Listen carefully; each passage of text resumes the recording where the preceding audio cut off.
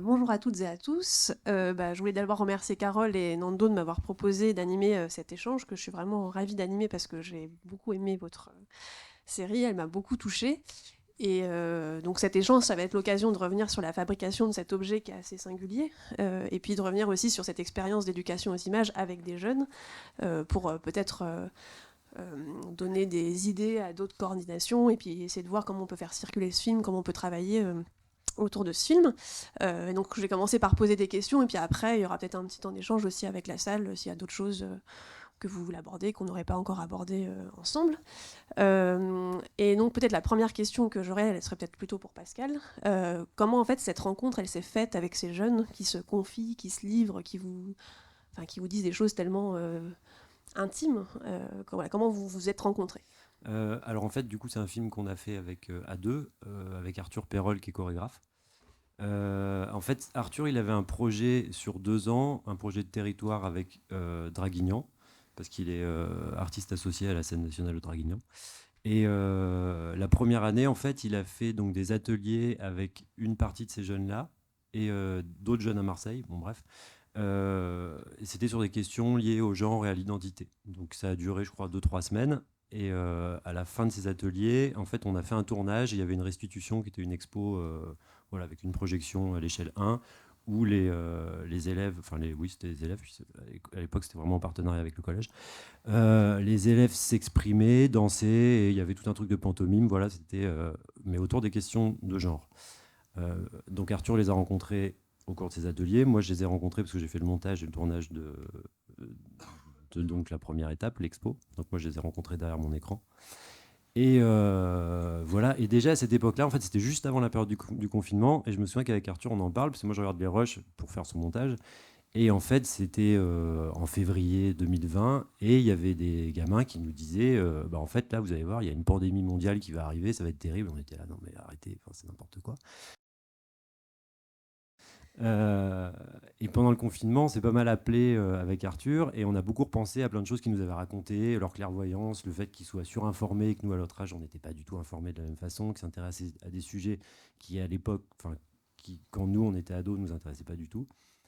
Voilà, on les trouvait très différents de nous, en fait. Et puis, je sais pas, lui comme moi, on se demandait ce que c'était que d'être ado aujourd'hui, tout ça. Et donc, le confinement là-dessus, vraiment, on s'est dit, mais en fait, qu'est-ce qu'ils deviennent, qu'est-ce qu'ils font, ils ont cours à distance. Enfin, je sais pas, ça nous obsédait un peu la question de savoir ce que devenaient ces ados pendant le confinement. Du coup, on a commencé à imaginer quelque chose. Donc, se passer par plein d'étapes, on voulait faire une fiction avec eux. Enfin, bon, bref, on savait pas trop, on tâtait un peu le terrain.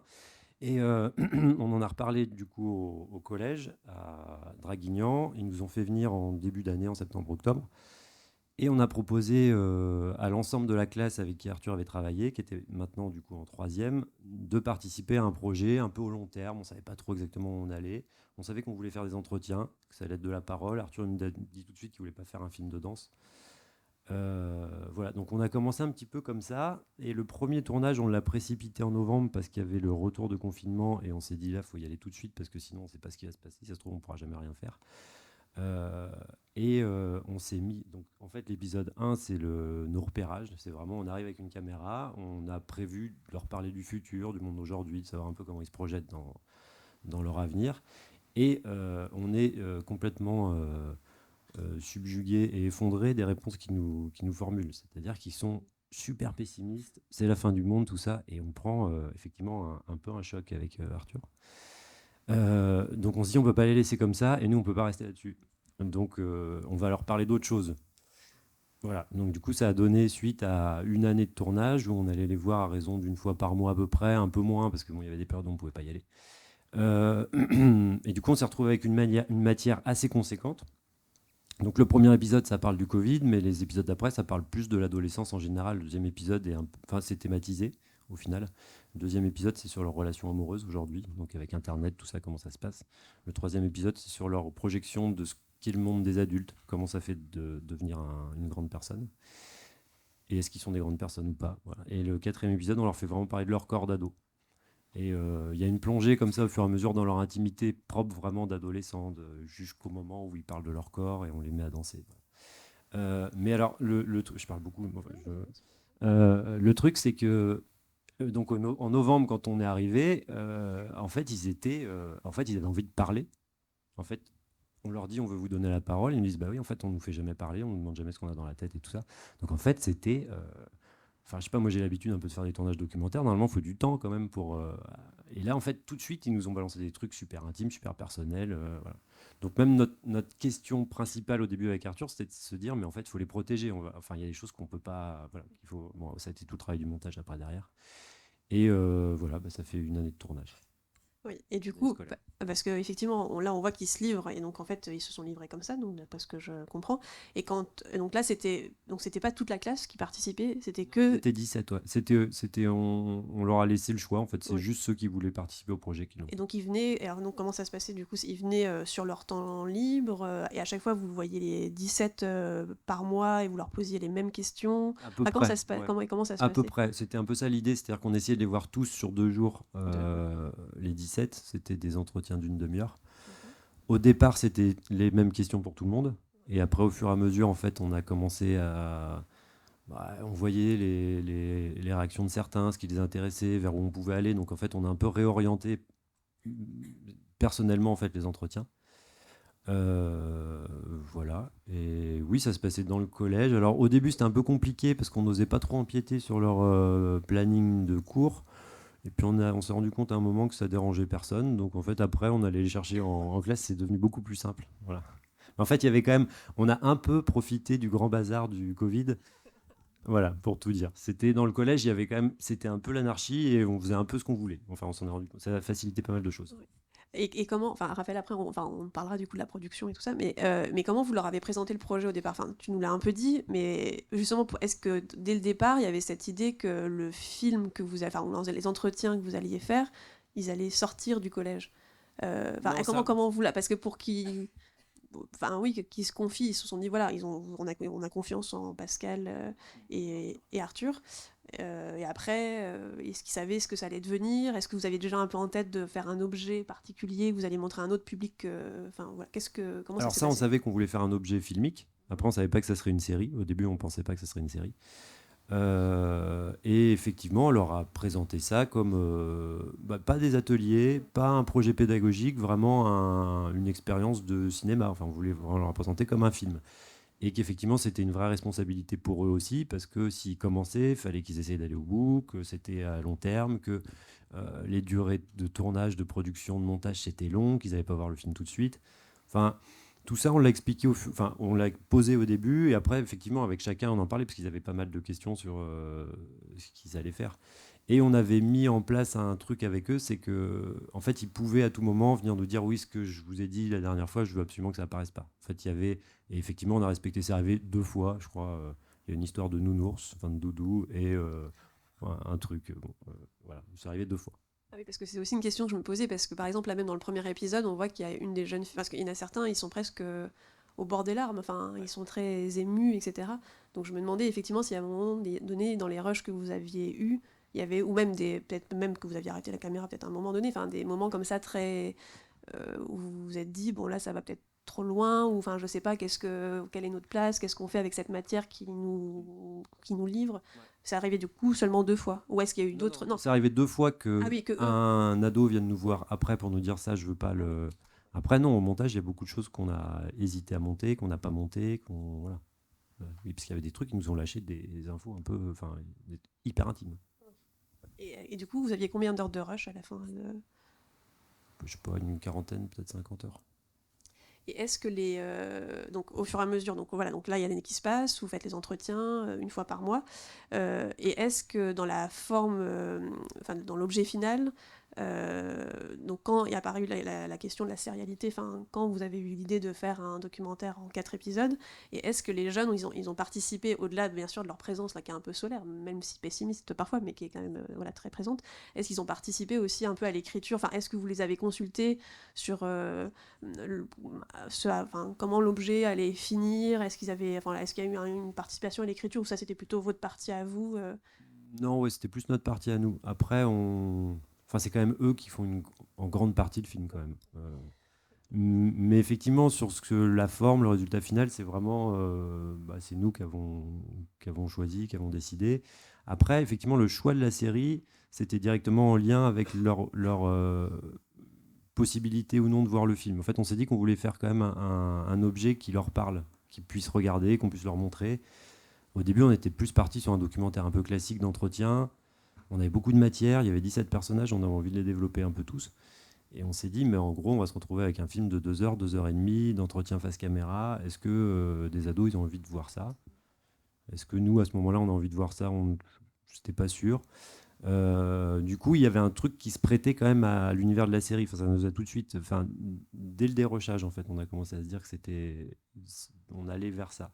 Et on a commencé à se rendre compte que il y avait une vraie trame. Bon, il y avait une trame chronologique évidente parce qu'en plus, pendant les épisodes, ils grandissent. Enfin, vraiment, en un an à 15 ans, 14-15 ans, ils se transforment, ils se métamorphosent du épisode 1 à épisode 4, c'est assez énorme. Et oui, voilà, on avait tout ça et bah oui, on s'est dit que ça fonctionnerait pour eux en plus que ça soit une série. Ça permettait un rythme qui était différent d'un film. Enfin, il y avait voilà, il y avait toutes ces interstices de générique qu'on aimait bien. Il y avait la danse qui pouvait se développer à ce moment-là parce qu'en fait l'épisode 4 c'est un épisode qui est beaucoup dansé, qui finit dans une grande fête. Donc en fait on l'a fait monter dans un 2 3 et ça culmine dans le 4. Voilà. Et alors du coup, maintenant peut-être sur la partie plus pratique, comment, enfin, donc au départ c'était un projet de danse avec une scène nationale, si j'ai bien compris. Et après, à quel moment vous vous dites, enfin voilà, comment vous rencontrez Mujo, enfin c'est comme ça qu'on prononce Mujo, et comment, voilà, comment vous vous dites, enfin à quel moment, est-ce que dès le début de l'année 2020, oui septembre 2020 du coup, c'est ça? Ouais. Est-ce que dès le début, vous rentrez en contact, vous cherchez du coup une production, enfin, vous avez envie de faire un film, puis même concrètement, en fait, comment ça se passe parce que, enfin, je sais pas, est-ce que vous êtes payé, qui vous paye, parce que après, je trouve ça génial de faire toujours ces projets, mais après, il y a toujours quand même la question de l'argent. À un moment donné, c'est quand même bien d'être rémunéré pour ce qu'on fait. Donc, comment ça se passe alors, peut-être que ma question est un peu trop vague, mais on peut peut-être y aller étape par Je vais étape. commencer, puis après Raphaël, je pense que pourra approfondir. En fait, Mujo, c'est une société de production enfin, c'est ma société de production que j'ai montée avec des copains réalisateurs.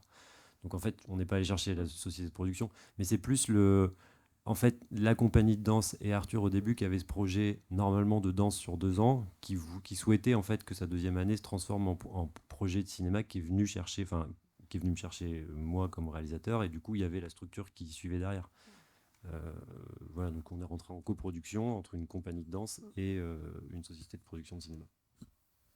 Oui, bah du coup, ça s'est fait comme ça parce que Arthur, il était l'artiste associé au théâtre Andrasseni et voilà, il a travaillé avec Pascal sur la restitution de l'année 1. Et du coup, c'est devenu voilà, assez évident que ça allait être une coproduction avec la compagnie F et Mujo, et ça a cette particularité aussi d'être une coproduction entre une compagnie de danse et donc qui allait chercher des financements en lien avec le spectacle vivant, et Mujo du coup qui allait chercher des financements plus audiovisuels. Voilà, et ce qui a permis d'avoir ça a été fait avec un petit budget hein, en fait, mais bon, tout le monde voilà, ça a été fait dans de bonnes conditions quand même de travail et... On a pu se payer au début parce qu'ils avaient eu un financement sur 2 ans. Oui. Du coup, ça a permis en fait de précipiter les choses et de ne pas attendre les financements pour commencer le tournage. Oui. Enfin, en tout cas en ciné, enfin en audiovisuel. Et puis il y a eu des aides. Enfin, Sarah Benoliel, du coup, qui est la productrice de Compagnie F, disait que c'est vraiment l'aide de la DGCA, la Direction Générale de la Création Artistique, qui finance des films sur la danse, qui a vraiment lancé en fait les premiers financements. Et après, de toute façon, ce projet-là, il était inclus aussi dans les financements de la compagnie. Donc, il y a par exemple la DRAC, PACA, il y a la ville de Marseille. Voilà, c'est un projet qui est rentré dans le projet artistique annuel de la compagnie et qui du coup, a été soutenu aussi à la fois dans l'enveloppe globale de la compagnie et aussi spécifiquement sur ce projet. Et c'est aussi du fait que la compagnie est implantée depuis 10 ans dans cette région et travaille avec les partenaires qui font qu'ils ont fait confiance à la compagnie F pour soutenir un projet de cinéma, quoi. Voilà. Et du coup, vous, du côté cinéma, parce que là j'ai vu qu'il y avait des subventions du CNC, etc. Oui. Ça arrivait quand à peu près dans le projet, enfin... Bon, c'est arrivé sur la fin de la deuxième partie du tournage, fin de tournage, 2021. C'est le fonds de soutien audiovisuel du CNC parce qu'il y a la plateforme Tank qui a préacheté le film, qui était à la base un projet de film, et qui a permis du coup de présenter un dossier au fonds de soutien audiovisuel. Voilà.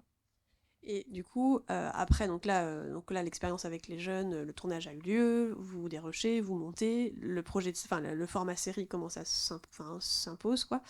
Et donc après, et quand est-ce que le film est terminé, enfin entre le moment, enfin là, vous les avez rencontrés du coup septembre 2020, et à quel moment le film se termine, et après, quel avenir vous voyez pour ce film, enfin qu'est-ce que vous vous dites, qu'est-ce que vous voulez, hein. En fait, on finit en mars 2022, peut-être février 2022.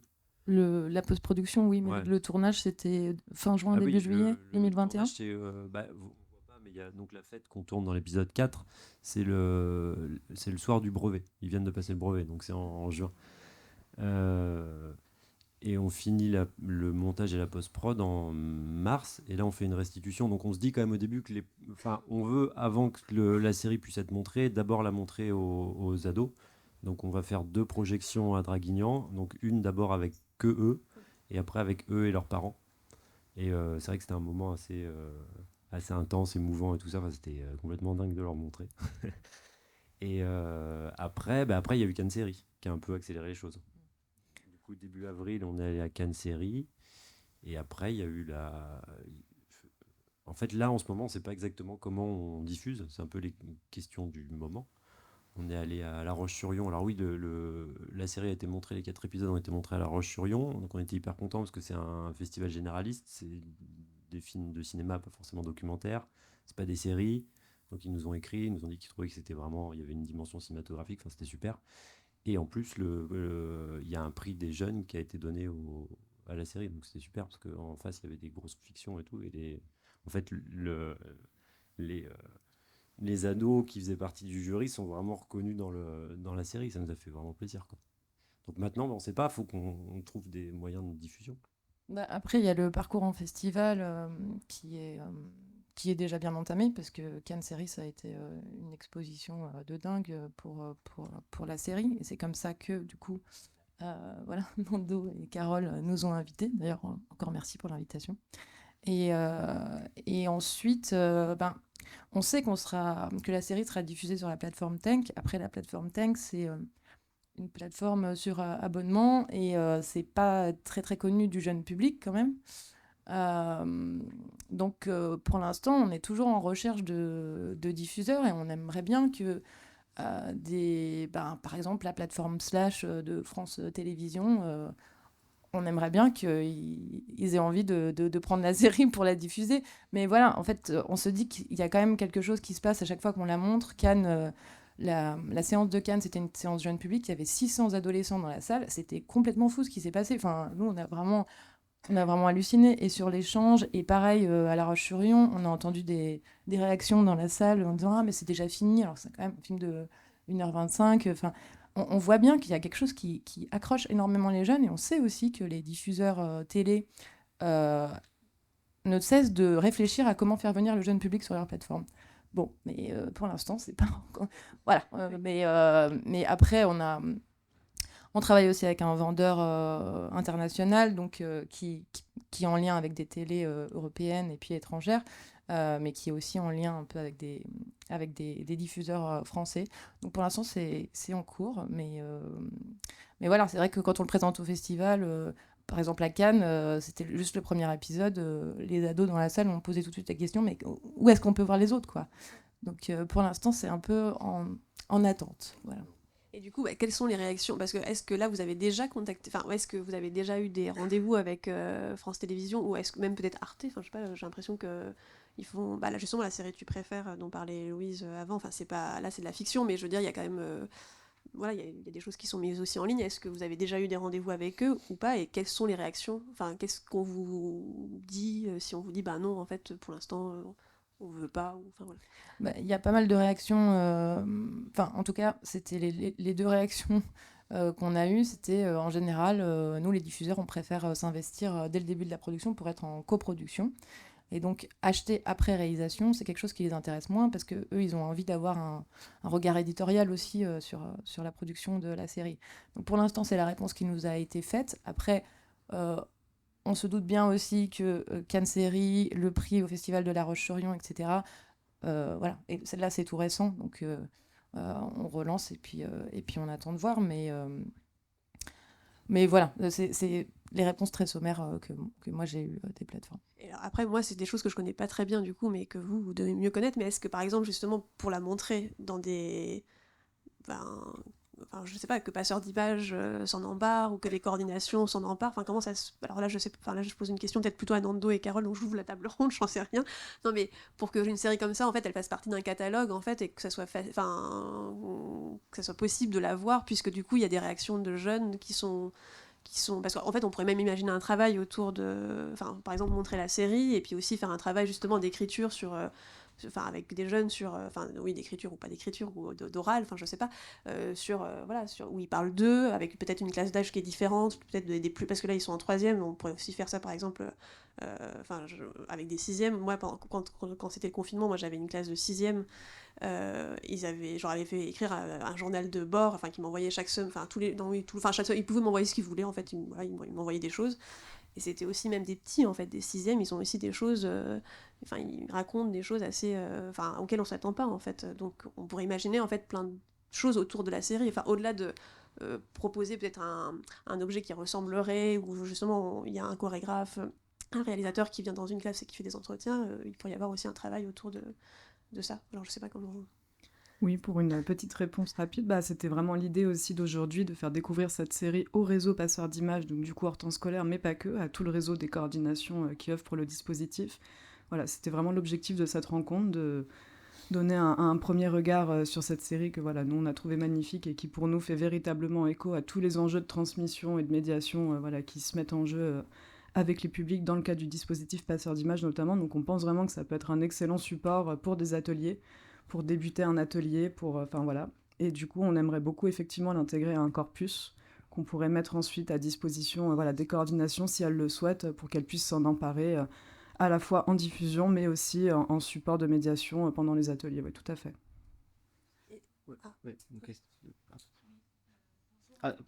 Pardon, au micro par contre. Et je vais...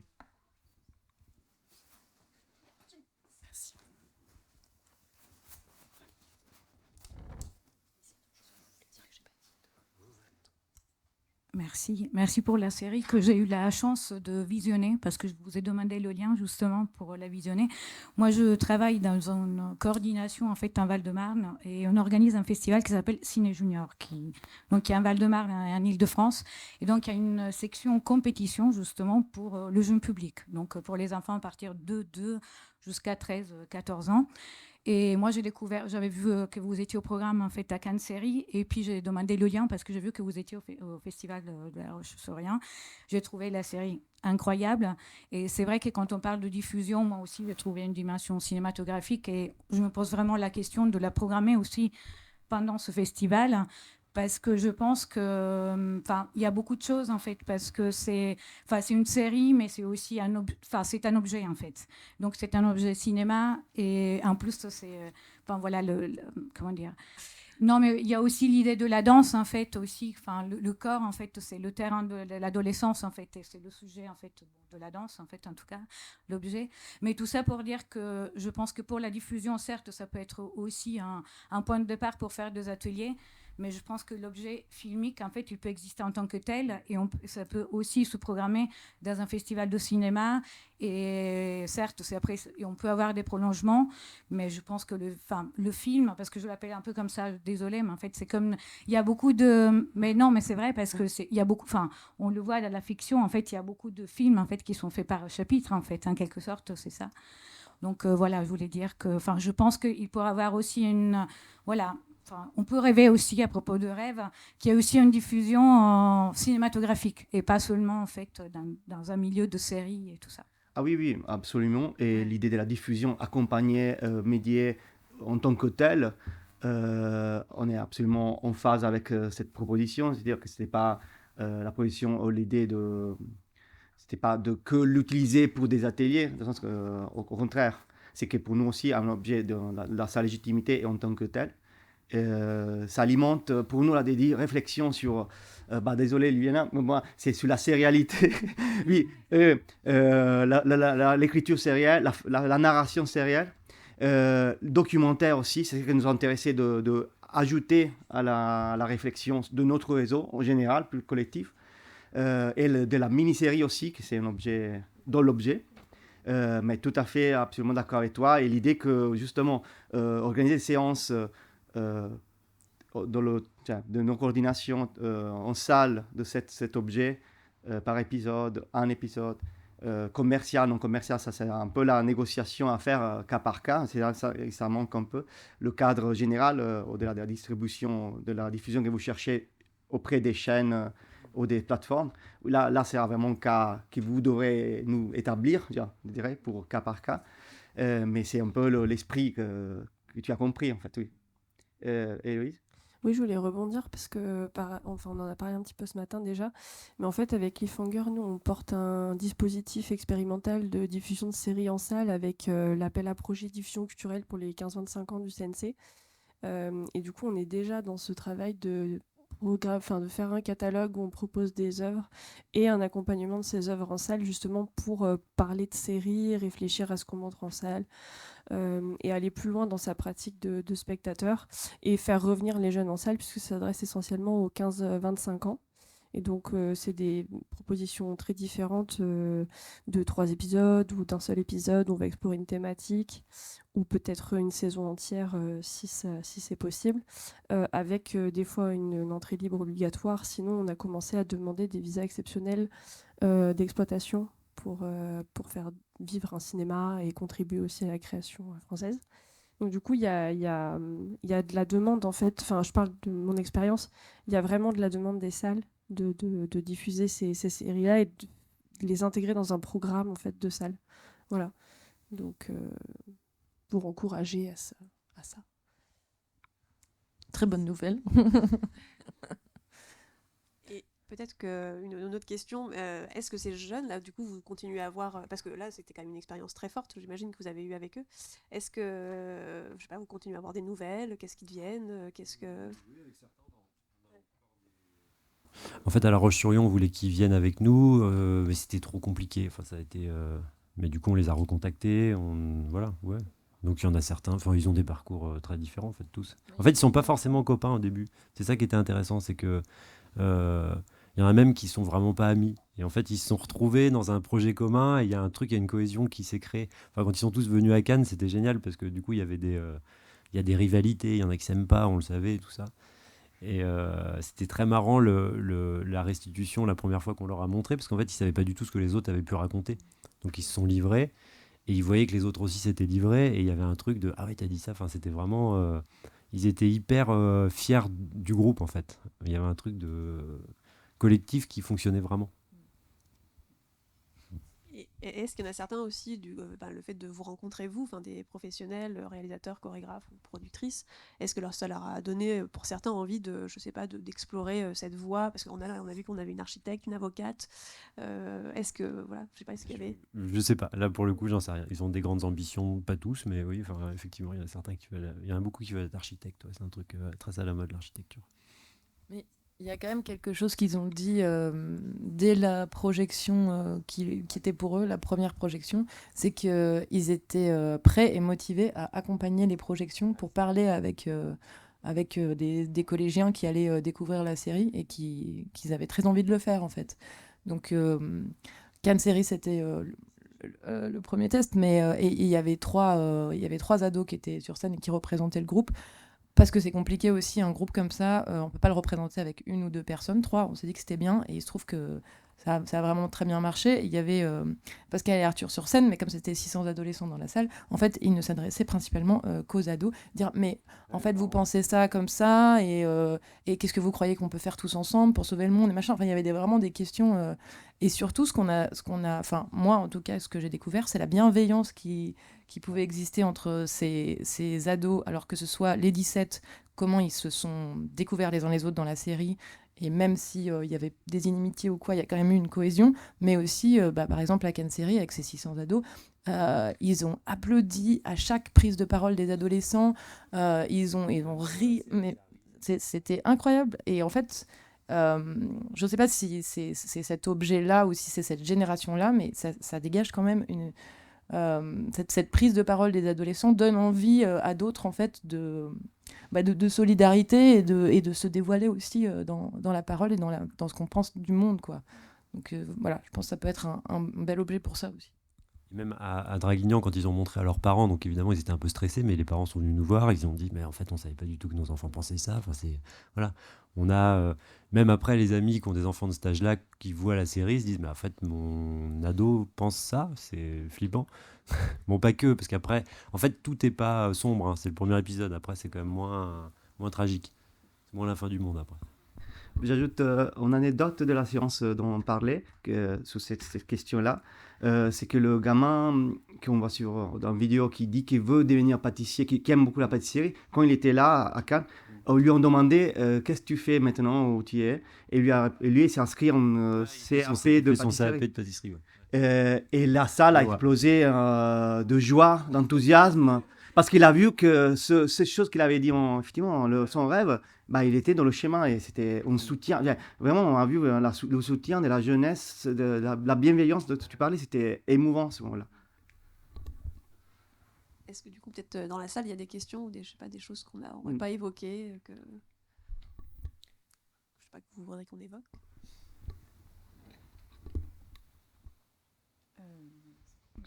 Oui.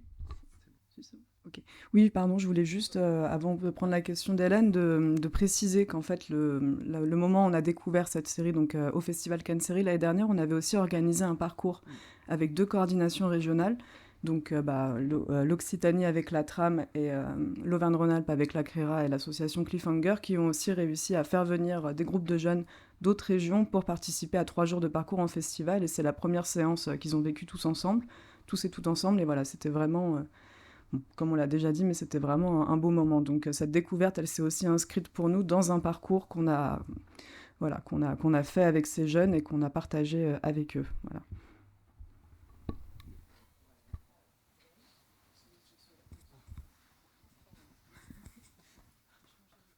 Merci.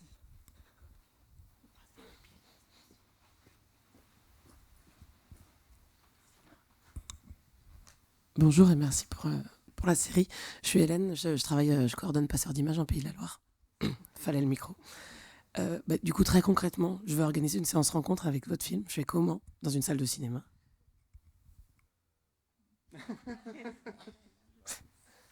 Eh ben, on s'écrit, on s'appelle, et puis après, ça dépend qu'est-ce que vous imaginez faire, mais voilà, s'il faut faire venir les réalisateurs, si c'est...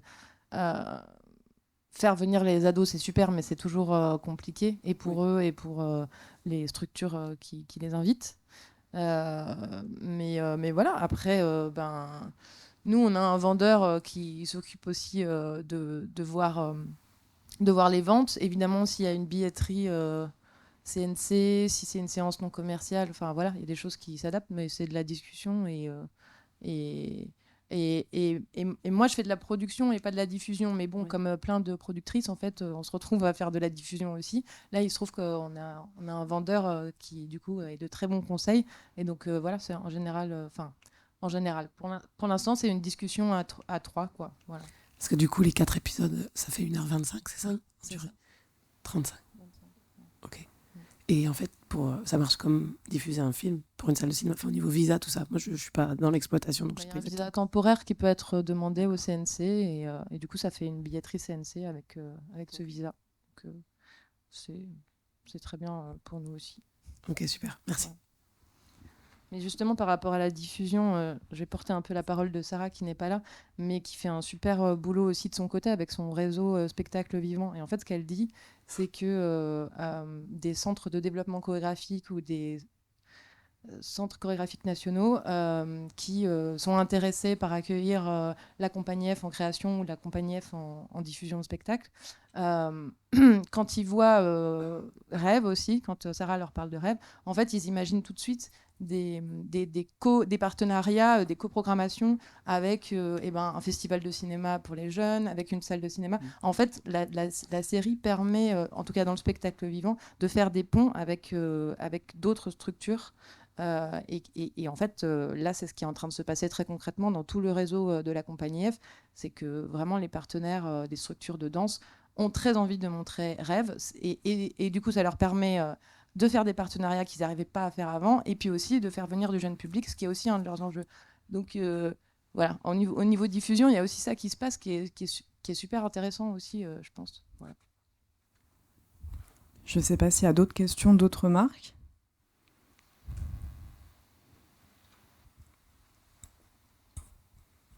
Merci, bonjour. Merci beaucoup aussi pour la découverte. Marie-Laure Boucredine, je suis coordinatrice passeur d'images en Centre Val-de-Loire. Moi, je me posais plus simplement la question de la chanson, si ça faisait partie aussi du travail de chorégraphie Mad World, ou si c'est quelque chose que vous avez travaillé avec les jeunes en plus. Alors non, pas du tout. Là, on est vraiment dans du documentaire. Hein. En fait, c'est la prof de musique qui leur fait chanter Mad World. Donc nous, on est avec notre caméra et on recueille ça, juste. Oui, c'est complètement dingue. Hein. Mais ouais. Voilà. Mais ils font vraiment ça en musique, ils chantent Mad World. Merci. On n'y aurait même pas pensé, je pense. Vraiment. Carole, Charlotte.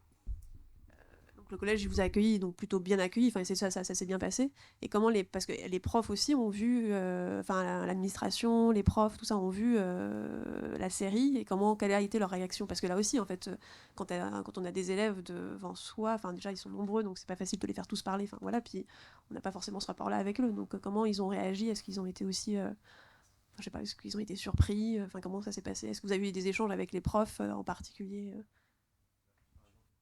La prof de musique en particulier était complètement émue, bouleversée. Et voilà. Oui, il y a plein de profs qui sont venus voir, qui trouvent ça super. La prof d'art plastique avec laquelle on a quand même pas mal travaillé aussi, les profs de sport. En fait, l'année 1, donc l'année de danse, d'atelier de danse, il y avait 3 professeurs qui participaient au projet. Nous, un peu moins. En fait, on a beaucoup été aidés par Laurence qui travaille au CDI, qui était notre relais au collège. Voilà, donc non, mais les profs ont trouvé ça très bien, l'administration aussi, voilà. Puis même pour le collège, c'était une super expérience. Donc oui, il y a des projections, il y a d'autres projections qui sont prévues au collège avec les nouveaux 4e, les nouveaux 5e. Enfin, c'est un truc qui tourne un petit peu dans le collège là maintenant, je crois. Il y a un truc comme ça. Voilà. Je me permets une dernière question avant de laisser la parole finale à Carole. Vous avez assisté à la première partie de notre matinée. Pascal et Raphaël. Donc nous, là, on a rencontré votre monde. Vous, dans la première partie, vous avez un peu rencontré notre monde, une petite partie du monde d'éducation d'images de Archipel et Lucia, hors temps scolaire, etc. Qu'est-ce que vous avez pensé de ce que vous avez vu? Comment on peut répondre? Sincèrement. C'était assez passionnant et effectivement, c'est des choses... Moi, je me dis maintenant, en vous ayant écouté, qu'on aurait pu se rapprocher de vous avant le tournage, en fait, mais on ne le savait pas. Voilà. Maintenant, on le sait. Donc, si on fait une saison 2, on viendra vous voir. Non, mais c'est super intéressant. C'est le cycle de bruitage et tout ça, je trouve ça passionnant. Parce qu'on a pensé à un moment, on avait un gros problème, bon, ça se ressent encore un petit peu au son, mais en fait, tous les enregistrements extérieurs masqués, c'était une catastrophe. Donc, on a fait des essais de post-synchro avec les ados. Et en fait, c'était très compliqué. Enfin, on a laissé tomber, mais on a quand même bossé dessus. Mais voilà, non, je trouve ça formidable. Et effectivement, essayer de ramener les ados en salle, essayer de les faire travailler sur des projets de films, de séries, de fiction et tout ça, c'est super. Voilà.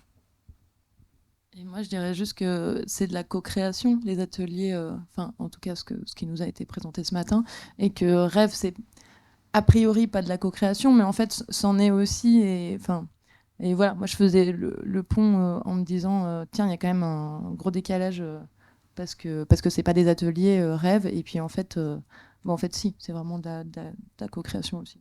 Effectivement, quand vous parlez de restitution, moi du coup c'est un terme que j'avais pas encore utilisé pour la séance qu'on a fait avec les ados, mais c'était ce qui s'était passé. Il y avait vraiment une dimension de restitution, ils se voyaient. Ça a créé de la cohésion. Je pense qu'effectivement, ils se sont posés plein de questions sur comment pensaient les autres, qu'est-ce que c'était, même en fait, la projection, la mise en abîme de ce que c'est que d'être adolescent quand on voit tous les autres qui parlent eux-mêmes de leur adolescence, d'appartenir à un groupe, tout ça. Enfin, tout ça fonctionnait vraiment, ça circulait. Et je pense que Après, encore le truc à Cannes où ils se sont retrouvés confrontés à leur père, ouais, les autres ados, pour eux, ça a été une expérience assez folle. Alors, c'est bien si ça continue. Merci. Merci beaucoup.